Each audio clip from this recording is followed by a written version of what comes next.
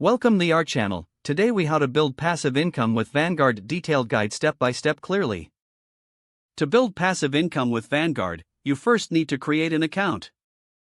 Visit Vanguard's website and click on the Open an Account button. Fill in your personal information including your name, address, and social security number. Choose the type of account you want to open, such as an individual brokerage or retirement account. Once your account is set up, link your bank account to facilitate transfers.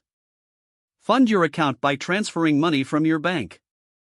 Research Vanguard's investment options, focusing on index funds and ETFs.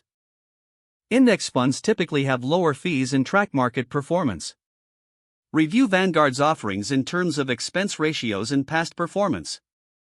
Select funds that align with your investment strategy and risk tolerance. Consider starting with a total market index fund for broad exposure.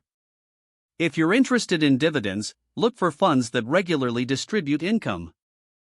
Diversifying your portfolio can help reduce risk and increase potential returns.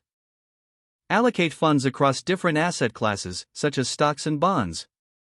Regularly contribute to your account to take advantage of dollar cost averaging.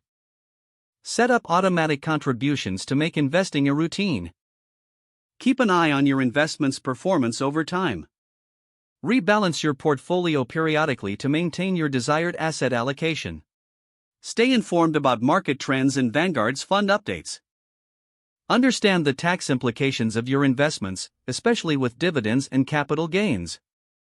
Long-term investing typically yields more stable passive income. Evaluate your financial goals periodically to adjust your strategy as needed. Utilize Vanguard's educational resources to enhance your investment knowledge.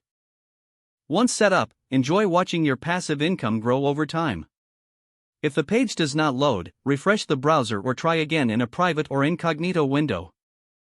Make sure you are using the correct email address, then retype it carefully to avoid small typos.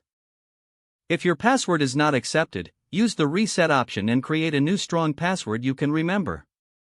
Check your spam folder for verification or security emails, then complete any requested confirmation steps. Don't forget to like this video and subscribe to our channel for more step-by-step tech guides.